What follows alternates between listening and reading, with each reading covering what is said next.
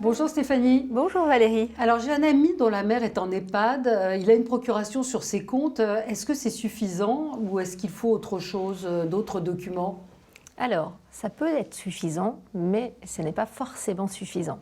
Parce qu'il faut faire attention, celui qui a procuration, il est responsable de ce qu'il fait. Non, mais le banquier lui a dit que ça suffisait, qu'à partir du moment où il y a une procuration, c'était bien. Alors, tant que la personne qui a donné procuration, le mandant, que l'on appelle le mandant, a toute sa capacité, a toute sa tête, pas de souci. Mais à partir du moment où la personne n'a plus sa capacité, eh bien là, la procuration n'est plus valable. Donc il faut prévoir, il faut anticiper. Eh bien, c'est mieux. Quand on a toute sa tête, comme on dit couramment. C'est ça. Il faut anticiper et cette anticipation passe par un contrat que l'on appelle un mandat de protection future.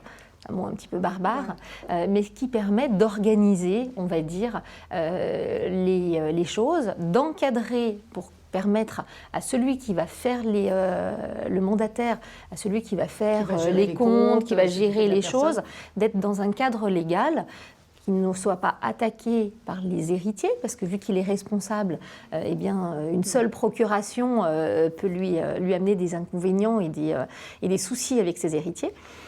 Mais ce mandat, eh bien, il a cette grande capacité de dire, ben voilà, on a effectivement un cadre et la personne, elle peut le faire de son vivant, elle choisit le mandataire. Et ça se fait devant un notaire.